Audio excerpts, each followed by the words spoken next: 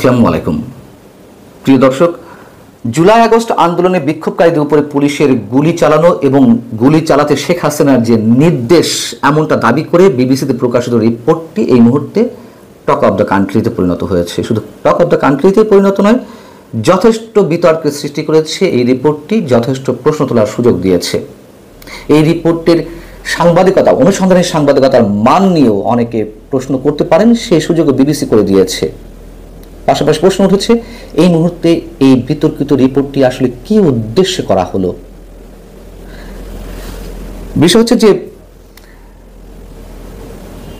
৩৫ মিনিটের যে video version রিপোর্টটির, তার দুটি অংশ। একটি হচ্ছে অভ্যুত্থানের মুখে সাবেক প্রধানমন্ত্রী শেখ হাসিনা যখন দেশ ছাড়লেন, তারপর মানে ৫ আগস্ট দুপুরের পরে যাত্রাবাড়িতে পুলিশের গুলিতে যে ৫২ জন নিহত হয়েছে বিবিসির দাবি অনুযায়ী, তা নিয়ে অনেক কথা রয়েছে। আরেকটি অংশ হচ্ছে শেখ হাসিনা সরাসরি বিক্ষোভকারীদের উপরে গুলি করার নির্দেশ দিয়েছিলেন, আগ্নেয়াস্ত্র মরণাস্ত্র প্রয়োগ করার নির্দেশ দিয়েছিলেন পুলিশকে। যেহেতু অনেক বড় রিপোর্ট, অনেক আলোচনা করতে হয়, দীর্ঘ হয়ে যাবে। আমি শুধু শেখ হাসিনা যে নির্দেশনা দিয়েছিলেন গুলি করতে বিবিসি দাবি অনুযায়ী অডিও রেকর্ডের পরিপ্রেক্ষিতে, সেটি নিয়ে আলোচনা করতে চাই। তার আগে বলে রাখি, পুলিশ তো অবশ্যই গুলি চালিয়েছে, পুলিশের গুলিতে অবশ্যই মানুষ হত্যাকাণ্ডের শিকার হয়েছে, এ কথা অস্বীকার করার কোনো উপায় নেই। পুলিশ অবশ্যই গুলি চালিয়েছে। তার একটি বড় প্রমাণ হচ্ছে গত ১২ কিংবা ১৩ই আগস্ট ২০২৪-এর একটি ভিডিও ভাইরাল হয়েছিল। সেই ভিডিও ফুটেজে কি ছিল নিশ্চয়ই আপনাদের অনেকে মনে আছে। সেখানে দেখা যাচ্ছিল সম্ভবত রাজধানীর ওয়ারিজনের ডিসি মোহাম্মদ ইকবাল, তিনি তৎকালীন স্বরাষ্ট্রমন্ত্রী আসাদুজ্জামান খান কামালকে একটি ভিডিও ফুটেজ দেখাচ্ছেন তার মোবাইলে ধারণ করা, এবং তাকে বলতে শোনা যাচ্ছে ওই ভিডিও ফুটেজটি দেখানোর সাথে সাথে, গুলি করে করে লাশ নামানো লাগছে স্যার, গুলি করি মরে একটা, আহত হয় একটা, একটাই যায় স্যার, বাকিটি যায় না। এইটা হলো স্যার সবচেয়ে বড় আতঙ্কের এবং দুশ্চিন্তার বিষয়। এবং তার পাশে ওই সময় পুলিশের তৎকালীন প্রধান আইজিপি চৌধুরী আবদুল্লাহ আল মামুনকেও দেখা যাচ্ছিল, তিনি দাঁড়িয়েছিলেন, তিনিও দেখছিলেন ওই ভিডিও ফুটেজ। এখন বিষয় হচ্ছে বিবিসির ৩৫ মিনিটের যে ভিডিও ভার্সন রিপোর্টটি বা প্রতিবেদনটি, তার ৩১ মিনিট ৪ সেকেন্ড থেকে ৩১ মিনিট ১২ সেকেন্ড পর্যন্ত মাত্র ৭-৮ সেকেন্ডের একটি অডিও ক্লিপ শোনানো হয়েছে শেখ হাসিনা, যেখানে তিনি পুলিশকে সরাসরি নির্দেশ দিচ্ছেন বিক্ষোভকারীদের উপরে মরণাস্ত্র প্রয়োগ করতে, গুলি করতে। প্রথম প্রশ্ন হচ্ছে, শেখ হাসিনা কাকে নির্দেশ দিচ্ছিলেন? তার কণ্ঠ কোথায়? নিশ্চয়ই কারো না কারোর সাথে কথোপকথন হচ্ছিল। কথোপকথনের অপর প্রান্তের ব্যক্তিটি কে, কি তার পরিচয়? কেন সম্পূর্ণ কথোপকথনটি বের করার চেষ্টা করা হয়নি বা প্রচার করার চেষ্টা করা হয়নি? মাত্র কয়েক সেকেন্ডে, এই ৭-৮ সেকেন্ডের অডিও ক্লিপ থেকে বোঝার কোনো উপায় আছে কিনা আমাদের স্পষ্টভাবে, যে ওটি শেখ হাসিনাই ওই ঘটনার পরিপ্রেক্ষিতে গুলির নির্দেশ দিয়েছেন? আওয়ামী লীগ যেটি দাবি করছে পরবর্তীতে এসে, যে মাত্র ওই কয়েক সেকেন্ডের যে অডিও ক্লিপ, সেটি আসলে ২০১৬ সালে রাজধানীর গুলশানের হলি আর্টিজানের যে জঙ্গি হামলা, সেই জঙ্গি হামলার পরিপ্রেক্ষিতে জঙ্গিদের নির্মূল করতে একটা পর্যায়ে শেখ হাসিনা এই নির্দেশনাটি দিয়েছিলেন, যেটি ২০২৪-এর ১৮ই জুলাইয়ের অডিও রেকর্ড বলে প্রচার করা হচ্ছে। তারপরেও প্রশ্ন হচ্ছে, যাদের বিরুদ্ধে অভিযোগ করা হচ্ছে, অর্থাৎ আওয়ামী লীগের সভানেত্রী বা সাবেক প্রধানমন্ত্রী বা সোজাসুজি আওয়ামী লীগের বিরুদ্ধে, তাহলে তাদের কোনো বক্তব্য নেওয়া হয়নি কেন? এটা তো সাংবাদিকতার ন্যূনতম একটা নর্ম, যে একটা অভিযুক্ত খুনির বিরুদ্ধেও যদি অভিযোগ দাঁড় করানো হয়, তাহলে ওই অভিযুক্ত খুনিকেও আত্মপক্ষ সমর্থনের সুযোগ দিতে হবে, তার বক্তব্য নিতে হবে। এক্ষেত্রে কি সেটি চেষ্টা করা হয়েছে? যদিও ভিডিও ভার্সনটির স্ক্রিনে টেক্সট আকারে তুলে ধরা হয়েছে যে আওয়ামী লীগের পক্ষ থেকে এই দাবি করা হচ্ছে যে অডিও রেকর্ড প্রকাশ পেয়েছে তা সত্যি কিনা নিশ্চিত নেই, তবে কোনো অবস্থাতেই উক্ত রেকর্ডিংটি শেখ হাসিনার বেআইনি কোনো উদ্দেশ্যের প্রতিফলন ঘটায় না। কিন্তু প্রশ্ন হচ্ছে যে কারা দাবি করলো, কোন আওয়ামী লীগ এটি? বিবিসি বলছে একজন মুখপত্র এই দাবি করেছেন। সেই মুখপত্রটি কে, তার পরিচয় কি, কেন প্রকাশ করা হলো না? অনেক প্রশ্ন দাঁড়ায়, আরও প্রশ্ন আছে। বিবিসি দাবি করছে যে এই অডিও রেকর্ডটি তারা নিজস্ব যে এআই টুলস সেটি দিয়ে তারা নিশ্চিত হয়েছে। হতেই পারে, তার কারণ আওয়ামী লীগ যে দাবিটি করছে 2016 সালের, সেই অডিও রেকর্ডে তো হতে পারে। আচ্ছা, বিবিসি আবার বলছে যে বিশ্বে মানবাধিকার ও পরিবেশ রক্ষার ইস্যুতে অডিও সংক্রান্ত তদন্তে কাজ করে অলাভজনক একটি প্রতিষ্ঠান ইয়ারশট, তারাও এই অডিওটির ফরেন্সিক এক্সপার্টদের দিয়ে পরীক্ষা করিয়েছে যে এটি জেনুইন শেখ হাসিনার কণ্ঠ। হতে পারে, আগেই বলেছি। আচ্ছা, পরবর্তীতে আরও যে প্রশ্নের দাঁড় করায় তা হচ্ছে আওয়ামী লীগের কারো বক্তব্য তো স্পেসিফিক্যালি আমাদের সামনে তুলে ধরা হয়নি, বিপরীতে কার বক্তব্য নেওয়া হয়েছে? টবি ক্যাডম্যানের। এই রিপোর্টটি তো শেখ হাসিনা বা আওয়ামী লীগ বিরোধী যারা আছে তারা লুফে নেবেনি। আর সেখানে টবি ক্যাডম্যানকে, টবি ক্যাডম্যান হচ্ছেন বর্তমানে আন্তর্জাতিক অপরাধ ট্রাইব্যুনালের যিনি চিফ প্রসিকিউটর, রাষ্ট্রপক্ষের প্রধান আইনজীবী তাজুল ইসলাম, তার মূল পরামর্শক। আবার তাজুল ইসলাম কে ছিলেন সে কথাও আমরা জানি, মানবতা বিরোধী অপরাধে অভিযুক্ত জামাতের শীর্ষ নেতাদের প্রধান আইনজীবী ছিলেন। তিনি আবার এই টবি ক্যাডম্যানকে ওই সময় 2009 বা 10-11 দিকে মূল পরামর্শক হিসেবে টবি ক্যাডম্যানকে নিয়োগ দিয়েছিলেন বা দিতে চেয়েছিলেন। সেই টবি ক্যাডম্যানই আবার এখন রাষ্ট্রপক্ষের এই যে মূল আইনজীবী তাজুল ইসলামের পরামর্শক। তো তিনি তো বলবেনই, তিনি কি বলছেন যে রেকর্ডিংগুলো তার ভূমিকা, মানে শেখ হাসিনার ভূমিকা প্রমাণের জন্য অত্যন্ত গুরুত্বপূর্ণ, এগুলো স্পষ্ট এবং সঠিকভাবে প্রমাণিত হয়েছে এবং অন্যান্য প্রমাণ দ্বারা সমর্থিত।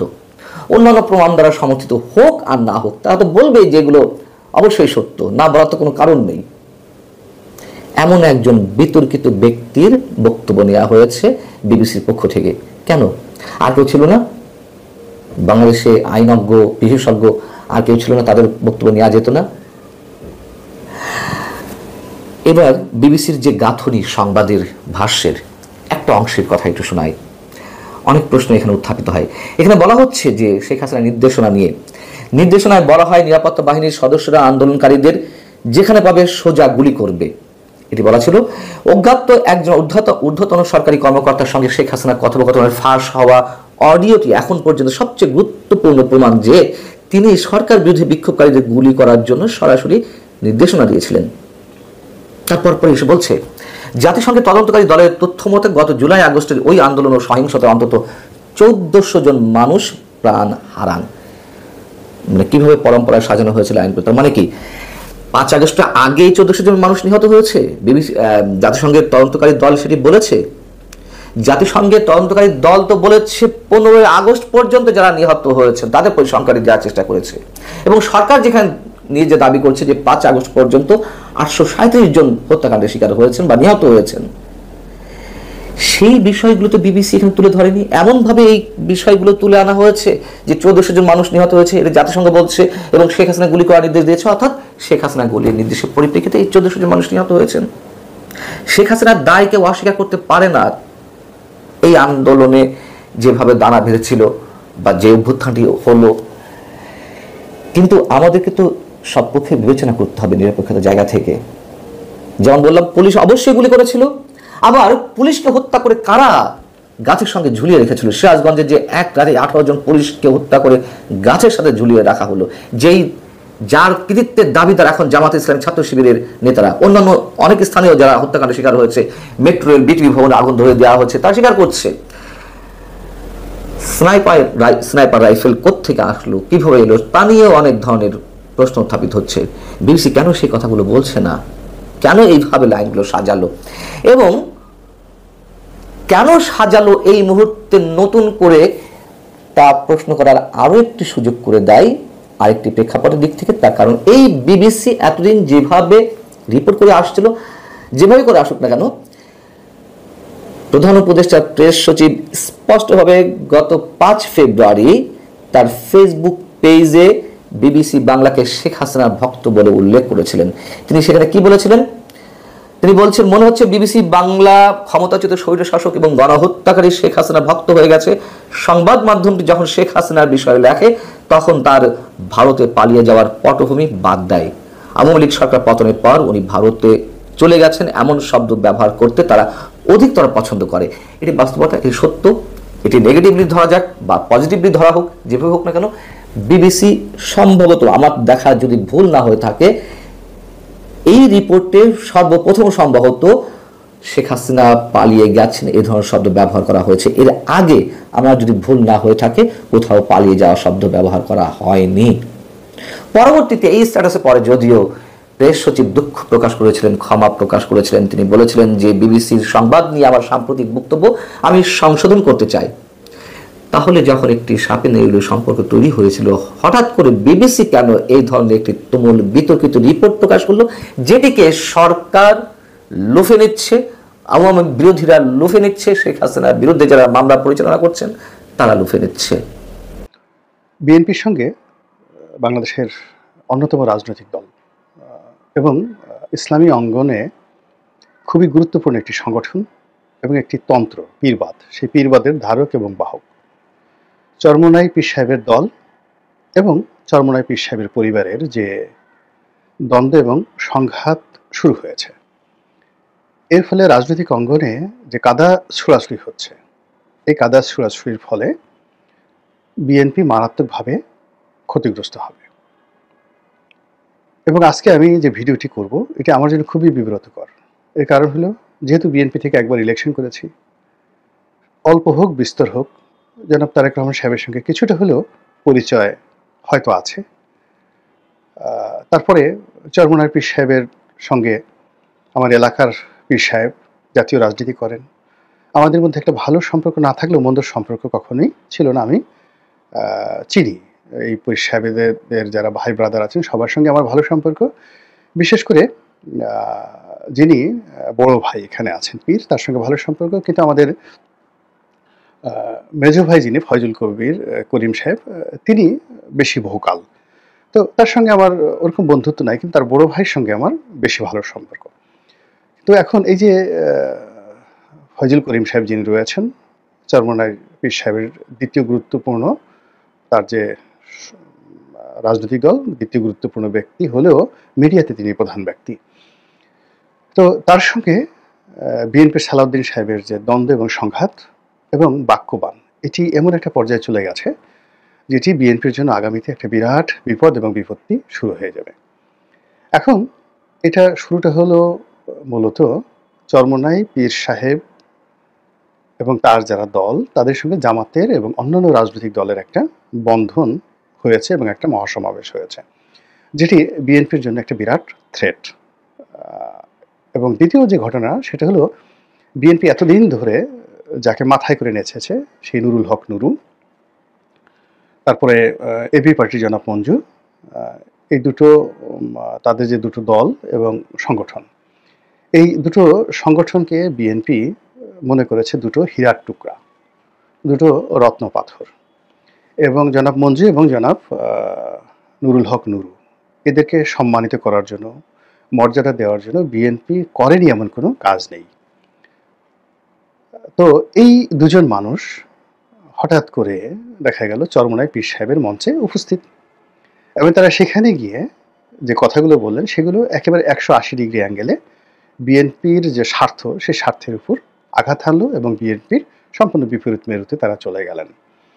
দ্বিতীয়ত, এই সমাবেশে অর্থাৎ চরমোনাই পীর সাহেবের সমাবেশে যেভাবে বাংলাদেশের প্রধানতম সকল রাজনৈতিক দলগুলো এলো, ঠিক এইরকম একটা সমাবেশ করে সমপর্যায়ের রাজনৈতিক দলগুলোকে এক মঞ্চে যদি আনতে হয়, তাহলে বিএনপিকে মঞ্চে আওয়ামী লীগের শেখ হাসিনাকে উঠাতে হবে, তারপরে জাতীয় পার্টির জিএম কাদেরকে উঠাতে হবে, এবং সিপিবি থেকে শুরু করে অন্যান্য যে রাজনৈতিক দল তাদেরকে উঠাতে হবে। আদারওয়াইজ ওখানে যে যাকে বলা হয় জৌলুসটা এসছে, মঞ্চের যে সৌন্দর্যটা আসছে চরমোনাই পীর সাহেবের, ঠিক ওই পর্যায়ের সৌন্দর্য ফুটে উঠবে না। দ্বিতীয়ত, যে পরিমাণ লোক সমাগম চরমোনাই পীর সাহেব করেছেন, ওটা আসলে বিএনপিকে করতে হলে এবং সারাদিন অর্থাৎ সকাল 9টা থেকে একেবারে সন্ধ্যা পর্যন্ত এতক্ষণ সেই পুরো মৎস্য ভবন একেবারে বায়তুল মোকাররমের উত্তর গেট থেকে শুরু করে এলিফ্যান্ট রোড পর্যন্ত, আবার ওদিকে শহীদ মিনার থেকে শুরু করে একেবারে যাকে বলে বাংলা মোটর পর্যন্ত পুরো এলাকা যেভাবে লোকারণ্য করে ফেলেছিল, এরকম বৃহৎ জামাত 2, 4, 10 বছরে এই ঢাকা শহরে হয়নি, যেটি চরমোনাই পীর সাহেব করেছেন। এখন এর ফলে কি হলো, বিএনপির মধ্যে সঙ্গত কারণেই চিত্তচাঞ্চল্য দেখা দিয়েছে এবং সেখানে বসে চরমোনাই পীর সাহেব এবং অন্যান্য যে সকল কথাবার্তা বলেছেন তা প্রথমত ডক্টর ইউনূসের পক্ষে গেছে, নির্বাচনকে প্রশ্নবিদ্ধ করেছে, নির্বাচনের সময়কে প্রশ্নবিদ্ধ করেছে, তারেক রহমান সাহেবকে চ্যালেঞ্জের মধ্যে ফেলে দিয়েছে, আর বিএনপির মেজাজ ভীষণ রকম গরম করে দিয়েছে। ফলে কি হলো, বিএনপির যিনি এখন মুখপাত্র রয়েছেন তিনি আকার ইঙ্গিতে চরমোনাই পীর সাহেবকে টার্গেট করে কথা বলেছেন, চরের লোক বলেছেন, চর অঞ্চলের লোক, তারপরে হাত পাখা এটা নিয়ে টিটকারি করেছেন। আমরা যারা দক্ষিণ অঞ্চলের মানুষ, তো আমরা এই চর সম্পর্কে জানি। চরের মানুষদেরকে সাধারণত বলা হয় চৌরা।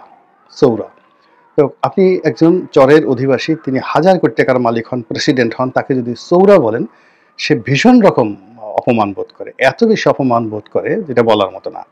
আর দক্ষিণাঞ্চলে বিশেষ করে চর অঞ্চলে এই যারা চরের বাসিন্দা নন তারা এই চৌরাদেরকে মানে ছোট করার জন্য বলে চৌরা সমান সমান জয়াকারে যা, আমি আর বললাম না, এইটা। তো যার জন্য চৌরা বললেই চরের লোক নিজেদেরকে জয়াকারে যা, যেটা পিনাকি মাঝে মধ্যে বলেন, তো সেইটা। তো যা হোক, ওই গালিটা নিয়ে নেন।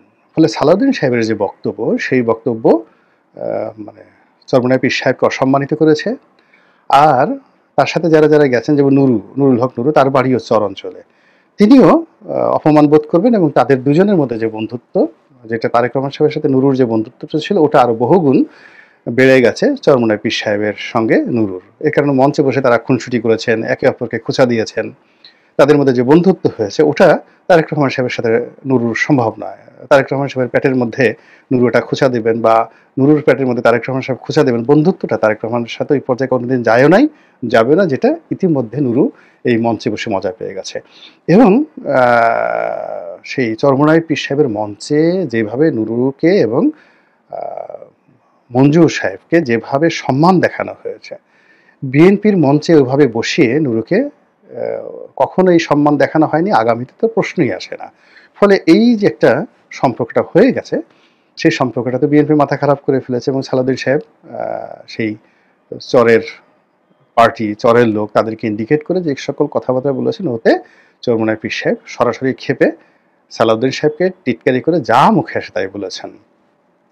তো ওটা বলবো না, তাকে দুর্নীতিবাজ, সে এসএলএমের টাকা খাইছে, তারপর সে কক্সবাজারে সে কি করছে, ওখানে সে প্লট দিছে ওই আগের জামানাতে সেই হোটেল মোটেল জোনে, মানে ওনার ছেলে কি করেছে কোনো কথা বাদ নাই, ফটাফট করে সবগুলো বলার পরে যেটা হয়েছে সেটা হলো সরাসরি তারেক রহমান সাহেবকে আক্রমণ করা হয়েছে। তারেক রহমান সাহেবকে তাও কি আবার যেন তেন নয়, তিনি একেবারে নিজের মুখে বলছেন যে এই পল্টনে টাকা কালেকশন হয়, বস্তায় বস্তায় টাকা কালেকশন হয়, মানে বস্তায় বস্তায় বলেননি, এটা সুর করে বলছেন যে টাকা দেই পল্টনে, টাকা যায় লন্ডনে, বা এরকম কি যেন একটা কথাবার্তা বলছেন। অর্থাৎ তারেক রহমান এখানে একটা বস্তার খুলেছেন এবং সেই বস্তা ভর্তি টাকা লোকজন এখানে চাঁদা কালেকশন করে এবং সেই টাকা লন্ডনে চলে যায়। চিন্তা করতে পারেন যে চরমোনাইয়ের পীর সাহেবের মুখ থেকে যে কথাগুলো বের হয়েছে, এই কথা মানে মুহূর্তের মধ্যে ভাইরাল বিদ্যুতের আকারে, মানে একেবারে সিল হয়ে চরমোনাইয়ের অন্তত 50 লাখ ভক্ত, যারা ডানে তাকাবে না বামে তাকাবে না, ওই পীর সাহেব যেটা বলেছে ওটা বিশ্বাস করবে এবং তারা এখন থেকে সেটা প্রচার করতে শুরু করবে। এই গেল একটা। 2 নম্বরে হাওয়া ভবন নিয়ে তিনি প্রশ্ন তুলেছেন। এই অতীতে হাওয়া ভবন এই কাজ করেছে, খাম্বা এই কাজ করেছে। খাম্বা হাওয়া ভবন নিয়ে তিনি যে সকল কথা প্রকাশ্যে বলেছেন, এইরকম ভাবে স্ট্রংলি শেখ হাসিনা কোনোদিন বলতে পারেনি। আর শেখ হাসিনা যদি 1000 বার নয় 1 কোটি বার কিয়ামত পর্যন্ত খাম্বা, হাম্বা, হাওয়া ভবন এগুলো বলে, তাতে জনমনে আসলে এখন কোনো কিছু হবে না। কিন্তু চরমোনাইয়ের পীর সাহেবের মুখ দিয়ে যখন কথাটা বের হয়েছে, আবার হাওয়া ভবন মানে এটা তৈরি হয়ে গেছে। ওই ভবন ভেঙে এখানে নতুন ভবন করা হয়েছে, ভবনের মালিক হয়তো মরে গেছে, বিক্রি হয়ে গেছে, কিন্তু এই যে চরমোনাইয়ের পীর সাহেবের মুখ থেকে কথাটা হওয়ার সাথে সাথে দেখবেন যে এখন মানে হাওয়া ভবনের দৃশ্য সারা বাংলাদেশে টেকটাপ থেকে তেতুলিয়া পর্যন্ত এই ন্যারেটিভটা চলে আসছে। তারপরে ওই যে খাম্বা, তারপর শেষে ওই যে আওয়ামী লীগের যে সকল ন্যারেটিভ, যে খালি খাম্বা টানায় রাখছে, তারপরে ট্রান্সফরমার বিক্রি করছে, ট্রান্সফরমার লাগাইছে, কারেন্ট নাই, ট্রান্সফরমার কিনছে কমিশন খাওয়ার জন্য, খাম্বা বানাইছে কমিশন খাওয়ার জন্য, এই সকল কথাবার্তা। এখন এইগুলো নিয়ে বিএনপি খুবই একটা সেন্সিটিভ জায়গাতে আছে, যে কথাগুলো এই সময়টাতে চরমোনাই পীর সাহেবের মুখ দিয়ে বের হয়েছে। এবং সবচেয়ে আপত্তিকর কথা, যে কথা কেউ বলেনি এখন পর্যন্ত বাংলাদেশে কেউ বলেনি, সেটা হলো তারেক রহমান সাহেবের চরিত্র নিয়ে এইভাবে কেউ বলেনি। বলছে যে মিলিটারি, মানে কিন্তু আঞ্চলিক ভাষায় সেনাবাহিনী বলেনি, অন্য কথা বলেনি। তো মিলিটারি কথাটা আমাদের দেশের আমজনতা, মানে গরিব মানুষ বেশি বুঝে। আমরা যেমন স্বাধীনতা যুদ্ধের সময় বলতাম, দাড়ি ফেলাইয়া রাখছে মোষ, তারে বলে মুক্তিফোষ, মোষ ফেলাইয়া রাখছে দাড়ি, তারে বলে মিলিটারি। তো মিলিটারি কথাটা এখন কিন্তু আমাদের এখন আমজনতা বুঝে। এবং চরমোনাই পীর সাহেবের বেশিরভাগ যারা মুরিদ রয়েছেন তারা তো গরিব মানুষ, তারা এই মিলিটারি শব্দটা বুঝে। তো বললেন যে এই যে মিলিটারি যে তারেক রহমান ধরে নিয়ে গিয়া মাথাটা ভেঙে দিছে, এমনি এমনি দিছে নাকি? অন্যায় করে নাই, গুনাহ করে নাই, পাপ করে নাই, আমরা করছি নাকি? তারাই তো করতেছে যে মিলিটারি তাদের মাজা ভাঙছে। কেন ভাঙছে? কি কারণে ভাঙছে? অন্যায় করছে তাই জন্য ভাঙছে। এই যে ন্যারেটিভগুলো, এই যে ভাষাগুলো, এইগুলো এই মুহূর্তে যে বিএনপি রাজনীতি, সেই বিএনপি রাজনীতির জন্য অশনির সংকেত, অশনির সংকেত। এবং এটা যদি চলতে থাকে আর কদিন পরে জামাত বলবে। এর কারণ হলো জামাত বা চরমোনাই তারা টিয়ার চুরি করবে, কাবিখা চুরি করবে, চাঁদাবাজি করছে কোথাও থেকে, তারপরে খাম্বার ব্যবসা করবে, কোনো একটা হাওয়া ভবন খুলে সেখান থেকে যাকে বলা হয় তারা চাঁদা তুলবে, তারপর শেষে এখান থেকে চাঁদা তুলে মক্কা মদিনায় পাঠাবে। এই কথা আসলে শয়তানও বিশ্বাস করবে না, বাংলাদেশে ইবলিসও বিশ্বাস করবে না। তো কাজেই ওই মুখগুলো থেকে যখন এই কথাগুলো আসছে, এটা এই মুহূর্তে রাজনীতির জন্য একটা সুনামি। এখন এটা বিএনপির ভুল হতে পারে, অথবা বিএনপির যারা প্রতিপক্ষ, বিএনপিকে যারা শেষ করতে চায়, তারা হয়তো এখানে পিন দিতে পারে, বাতাস দিতে পারে। এবং এই যে চরমোনাই পীর সাহেবের মুখ থেকে এই কথাগুলো বের করে দিতে পারে। এরপর যদি জামাতের আমির বলে, এরপরে যদি জামাতের অন্যান্য যারা নেতা আছে তারা বলে, হেফাজতের যারা নেতা বলে, এবং ওয়াজের ময়দানে যারা খুব জনপ্রিয় লোকজন রয়েছেন তারা যদি এই কথাগুলো বলা শুরু করেন, এবং এগুলো বলা হবে, তখন সেই পুরো বিষয়টা মানে বিএনপিকে এমন একটা ব্যাক ফুটেজে ফেলে দেবে, যেটা গত 15 বছর ধরে শেখ হাসিনা চেষ্টা করেও যেটা পারেনি, সেই কাজটা কিন্তু এই গত এক সপ্তাহে ঘটে গেছে। বিএনপির সব লোক বগল বাজাচ্ছে, কেউ তো সে আগে যেভাবে তারেক রহমান সাহেবকে তেল মেরেছে এখনো তেল মারবেন। কিন্তু এই কথাগুলো যে হচ্ছে এবং এটার যে রিপারকেশন সমাজে কি হচ্ছে, এবং লোকজন যে গ্রামে গঞ্জে কি সমস্ত কথাবার্তা বলছে, এটা বলার জন্য একজন গোলাম মোল্লা রনি ছাড়া বিএনপির মধ্যে অন্য কেউ আছে কিনা আমার জানা নাই। আল্লাহ আমাদের সবাইকে হিদায়াত দান করুন এবং হেফাজত করুন। আসসালামু আলাইকুম রহমতুল্লাহি ওয়া বারাকাতুহু।